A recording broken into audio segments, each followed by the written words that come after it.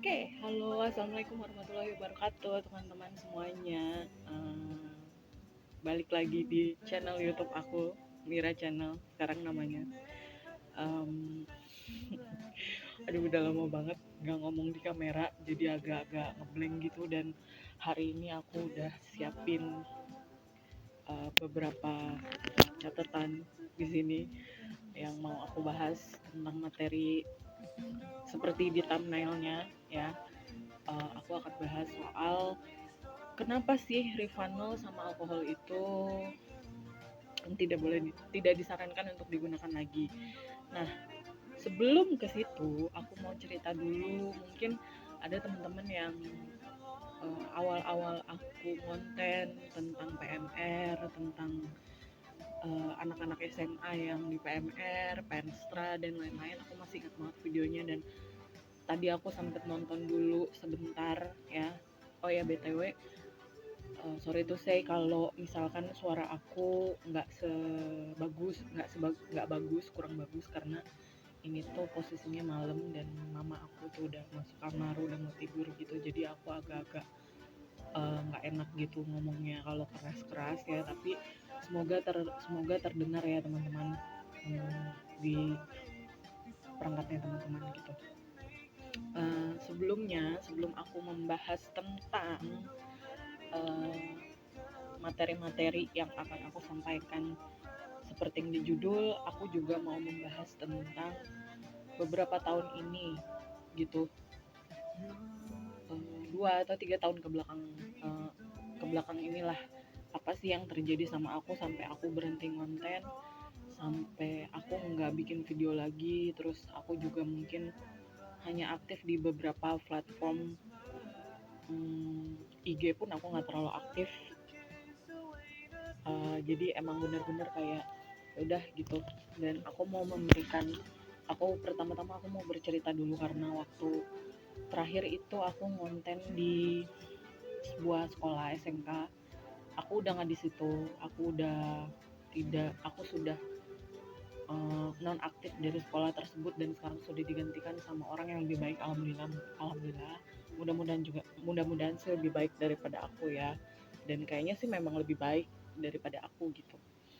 Dan sekarang aku masih ngelatih di salah satu SMA negeri di Kota Bogor. Alhamdulillah masih dipercaya sama salah satu seniorku untuk memberikan mandatnya ke aku. Tapi aku masuk itu bulan pandemi, itu bulan Maret. Pandemi datang ke Indonesia itu, masuk ke Indonesia itu di bulan Maret ya teman-teman. Dan kalau nggak salah aku di bulan Maret itu pula baru masuk ke SMA, ke sekolah, ke tempat aku yang baru ngelatih di tempat yang baru ini. Jadi baru sekian minggu aku masuk ke situ, terus aku bikin sebuah acara, seminggu atau sebulan aku nggak tahu, lupa. Pokoknya pandemi itu bulan Maret lah ya, masuknya gitu ke sini. Nah, terus habis itu ekskul dan sekolah kan ya, seperti yang teman-teman tahu itu udah nggak boleh, dilarang dulu karena ya pandemi ya kan, nggak boleh keluar, segala macam, hektik banget, heboh dan lain-lain. Sampai pada akhirnya ekskul pun bukan dilarang sih sebetulnya ya, tapi dihentikan untuk sementara karena itu juga sebuah dari perkumpulan gitu ya. Dan seperti yang kita tahu, COVID-19 ini tidak boleh berkumpul gitu kan. Jangankan berkumpul deh gitu. Untuk sementara waktu itu tuh awal-awal COVID itu kan harus jaga jarak, harus ya pokoknya prokesnya harus dijalanin dan lain-lain kan ya. Namanya juga pandemi gitu ya, namanya juga penyakit menular. Jadi ditiadakan dulu sampai akhirnya aku di take down dulu dari sekolah dan nggak bisa ngelatih, dan aku sempat nganggur selama itu ya. Pandemi 2020, di 2021 awal aku masih nganggur. Terus 2001 pertengahan, alhamdulillah aku keterima kerja di sebuah perusahaan resto yang ada di dalam sebuah lokasi wisata di Kota Bogor ya. Aku nggak perlu sebut itu di mana. Pokoknya ada lah. Dan ya tapi dengan flow yang naik turun selama kan masih pandemi berjalan dan lain-lain, masih omsetnya, namanya tempat wisata, omsetnya masih naik turun karena pandemi. Ada beberapa kali, aku udah 2 kali ini berarti dirumahkan ya, bukan di PHK tapi dirumahkan untuk sementara, dan nggak tahu sampai waktu kapannya itu nggak tahu. Nah, aku tuh udah 2 kali ini yang kedua kali. Dan yang pertama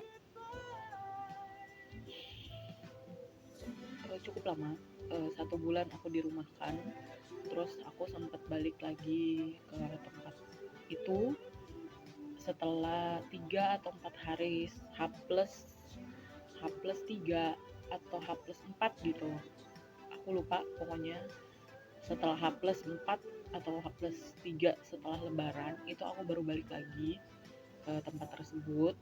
Dan sampai kemarin di bulan Oktober deh kayaknya ya, di bulan Oktober aku dirumahkan lagi karena aku di situ posisinya adalah tenaga harian lepas, atau kalau untuk perusahaan-perusahaan F&B bilangnya itu DW ya, DW gitu, tenaga harian gitulah. Jadi dibayarnya per hari. Dan kalau kalau kita datang ya kita dapat uang, kita dibayar. Tapi kalau misalkan kita nggak datang atau kita izin dan lain-lain, nah berarti uang kita yang per bulan itu dipotong sesuai dengan hari kerja kita gitu. Kayak misalkan kita kerja full itu 30, terus kamu ada izin atau libur misalkan 4 hari dalam sebulan, ya udah gaji kamu misalkan per hari 50.000, ya dikalikan aja sebulan berapa, terus dikurangin kamu nggak masuk itu berapa, termasuk hari libur dan izin ya, kalau ada izin. Kalau libur udah pasti seminggu sekali sih kalau kitchen ya. Flow-nya 6 biasanya, 6 hari kerja, 1 hari libur. Nah, sempet beberapa kali awal-awal kerja itu karena masih masih ya turun naik gitu lah ya, karena omsetnya masih turun naik gitu, masih belum bagus.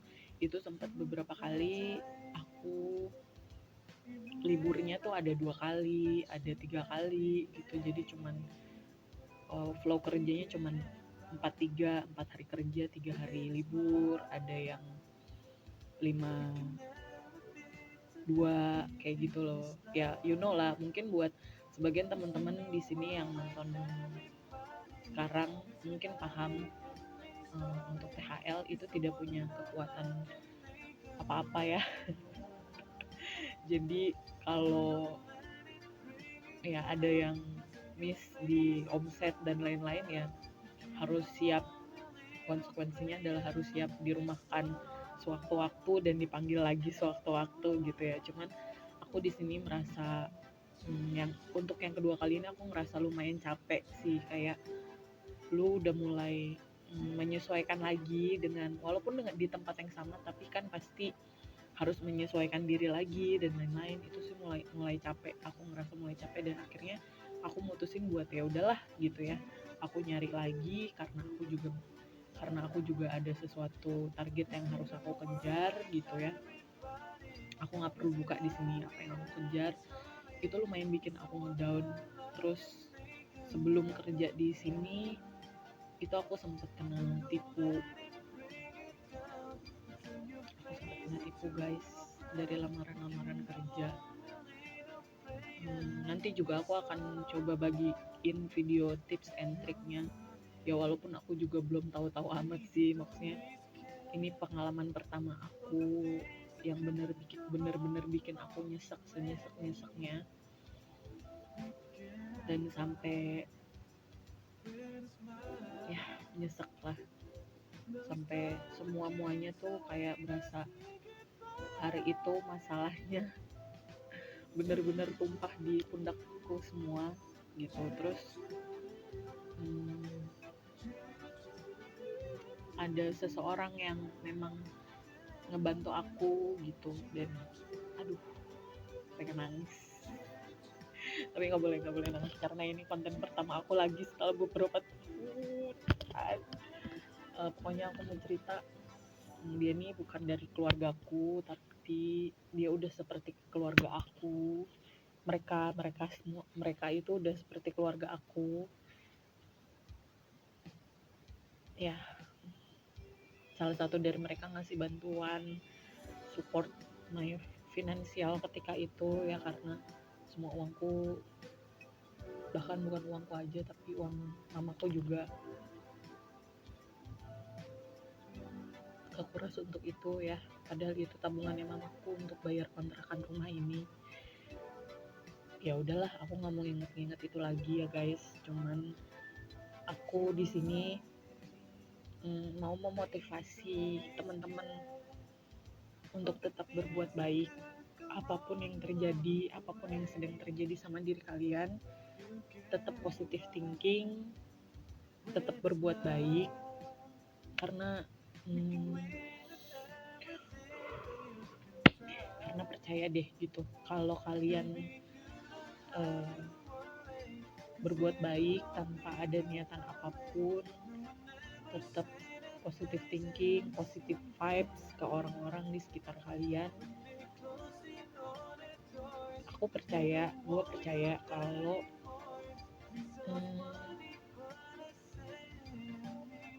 akan ada saatnya kalian juga ditolong. Kalau kalian menolong orang hari ini, besok, lusa, minggu depan, tahun depan, bulan depan, atau kapanpun, pasti akan ada yang menolong kalian saat kalian kesusahan gitu. Tapi ya memang tidak bisa berharap ketika kita baik sama satu orang, kita juga nggak bisa berharap orang yang sama akan berbuat baik seperti yang kita lakukan sama dia gitu, berbuat sama seperti yang kita lakukan gitu. Tapi di sini aku benar-benar percaya, kayak aku pernah mengalami satu kejadian dulu banget, itu udah lama banget kejadiannya, udah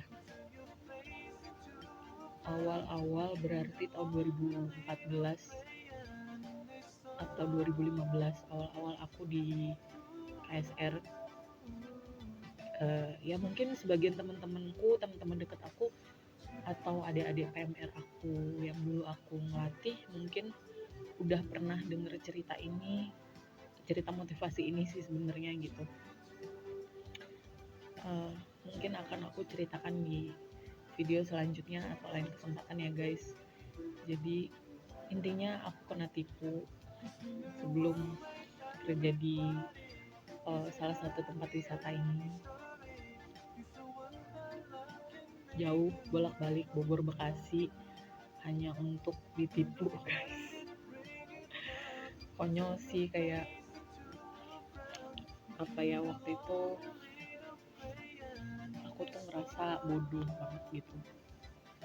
banget, ngerasa jadi orang paling bego sedunia. Padahal ya semua orang juga bisa gitu ya, kena tipu, kena penipuan, kena todong, kena apa, gendam, apa segala macem gitu ya. Semua orang juga bisa, cuman memang mungkin aku juga lagi baper, suasana hatiku juga gak enak, terus badanku waktu itu juga mungkin lagi capek gitu ya, jadi lebih ngenes gitu berasanya gitu sih teman-teman.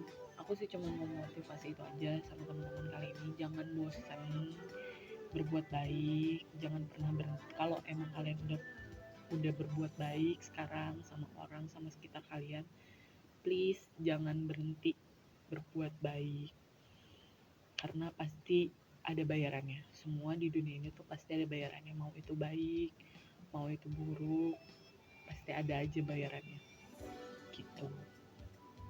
Oke.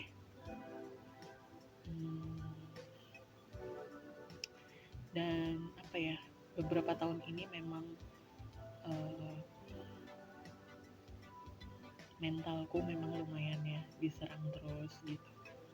Ada beberapa kali mentalku diserang, ngerasanya aku gitu dan itu gongnya yang tadi aku cerita kalau aku ditipu dan lain-lain, sampai aku bener-bener nangis nyesek, yang sampai mamaku juga ikut nangis, kayak tapi nangis tapi nenangin gitu, kayak udah kamu gini ya, memberikan nasihat lah layaknya orang tua ya. Tapi balik lagi, yang bisa menyembuhkan mental kita kan kita juga, dari kita juga gitu. Jadi buat teman-teman, stay good vibes sama orang, ya itu aja sih. Dan oke, aku mau membagikan satu materi seperti yang ada di thumbnail ya. Mungkin kalian juga penasaran, dan mungkin ada beberapa teman-teman di sini yang nonton yang belum paham atau belum tahu tentang hal ini. Ini aku dapetin materi ini tuh di tahun 2019 pas aku lagi pelatihan pertolongan pertama atau first aider selama 1 minggu tingkat markas Kota Bogor, dan tingkat markas Kota Bogor ya. Sini aku mau ngebahas tentang, pertama itu ada Rivanol ya, seperti yang kalian tahu, Rivanol bentukannya yang cairan berwarna kuning gitu ya kan. Dan juga alkohol 70% yang katanya itu juga untuk mencuci luka. Memang mereka berdua ini adalah bersifat desinfektan. Kalau yang dari aku baca di Google ya, banyak di Google, coba kalian juga, kalau kalian misalkan mau cari silakan. Tapi yang aku baca dari beberapa sumber di Google itu Rivanol sama alkohol, keduanya adalah bukan antiseptik, tapi cairan desinfektan. Keduanya cairan desinfektan, hanya berbeda kandungan ya. Ada beberapa kandungan di dalam Rivanol ini. Nanti mungkin aku akan share di video short, di video pendek atau apalah ya tentang si Rivanol ini gitu, tapi di video yang terpisah. Nah, aku tuh waktu pelatihan pertolongan pertama itu sempat dapat info dari coachku, sempat dapat info dari pelatih aku kalau si Rivanol sama alkohol ini itu sudah tidak dianjurkan lagi untuk dipakai. Biasanya kan teman-teman di sini kebanyakan orang awam atau teman-teman sendiri sebagai anak PMR, medis dan lain-lain mungkin masih menggunakannya untuk mencuci luka gitu ya.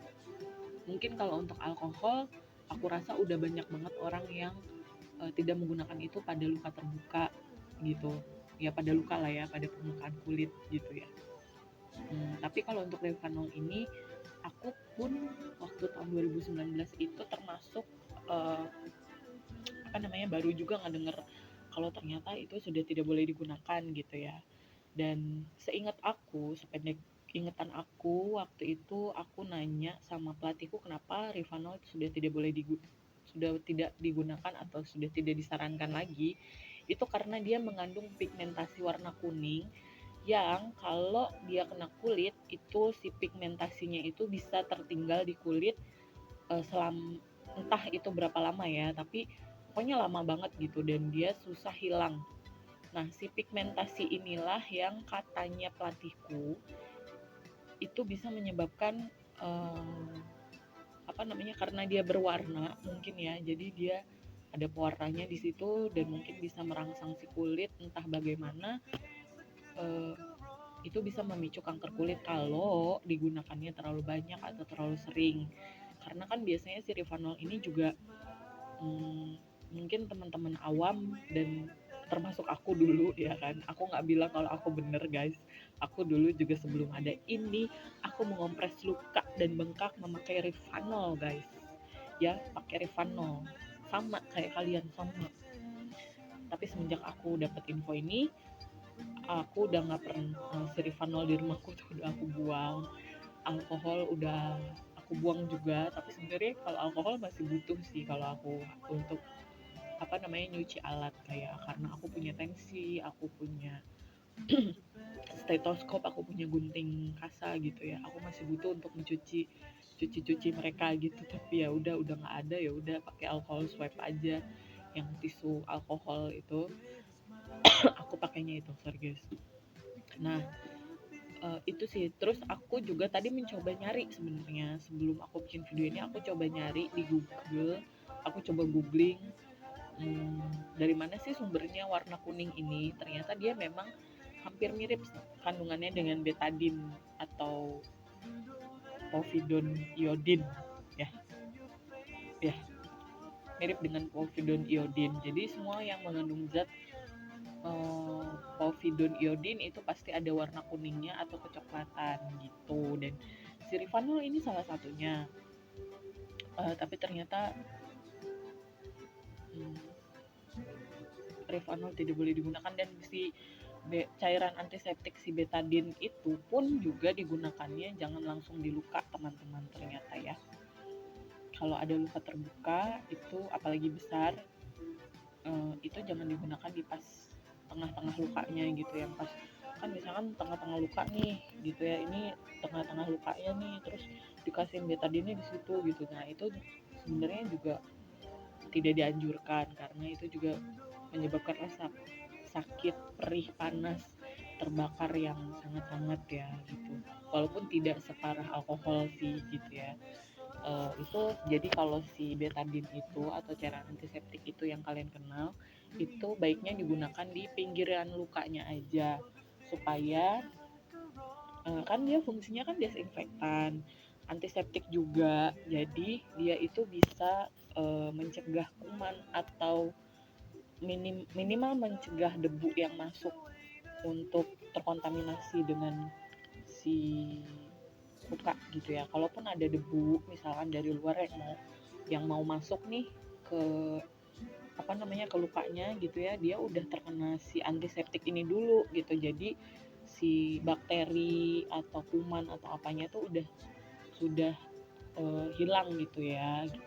Tapi bukan berarti kalau luka besar udah kena betadine nih, udah udah nggak usah ditutup lah, bukan berarti gitu juga sih ya. Apalagi kalau lukanya nganga ya kan, kayak luka sayat, nah kayak gitu-gitu ya tetap aja. Atau kayak luka kena paku, tetap aja harus kalian balut gitu ya.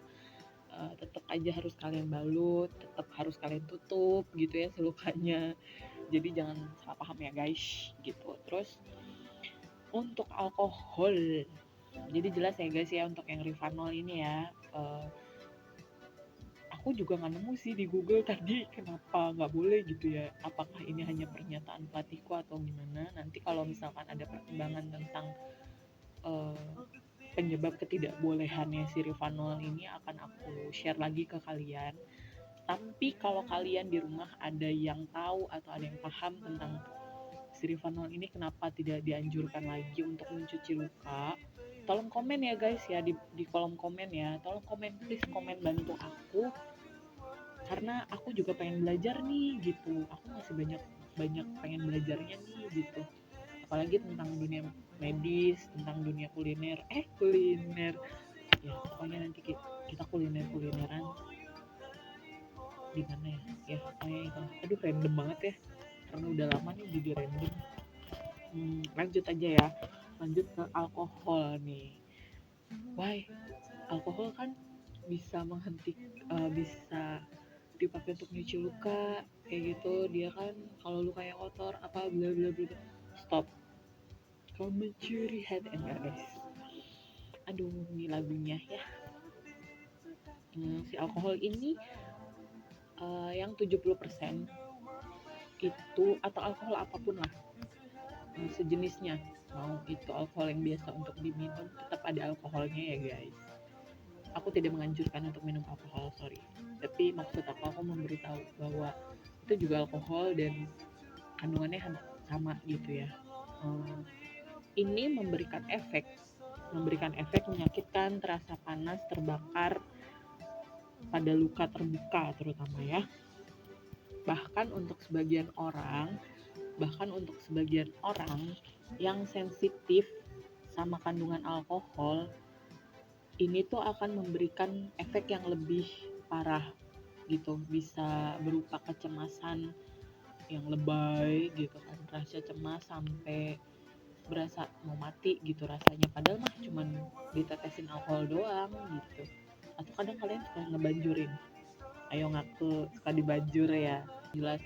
Jadi alkohol, kalau menurut aku alkohol itu hanya dianjurkan untuk mencuci alat atau mencuci peralatan medis aja gitu, atau yang memang membutuhkan sterilisasi seperti hand glove jenazah, itu kan masih bisa dipakai ya, untuk itu kan masih bisa dipakai ulang kayak gitu. Nah, bisa dibersihkan oleh alkohol kayak gitu.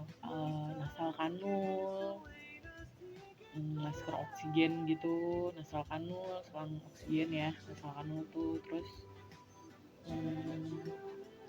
apalagi, gunting, ya pokoknya peralatan-peralatan yang biasa kita gunakan untuk pertolongan pertama sih ya kan. Nah, timbul nih pertanyaan pasti kan, terus kalau misalkan nggak boleh alkohol sama Rivanol dipakai lagi nih, terus kita pakai apa gitu kan ya, bingung nih kita. Nah, nggak usah bingung kawan, nggak usah bingung, tenang aja kawan, semua di dunia ini itu ada fungsinya masing-masing dan ada solusinya masing-masing, anjay. Duh.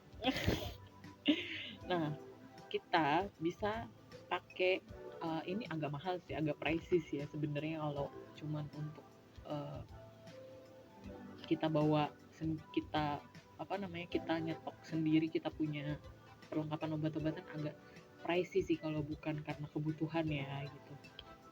Ini ada NaCl, cairan infus NaCl yang biasa ya, kalian boleh searching NaCl itu kandungannya apa aja ya.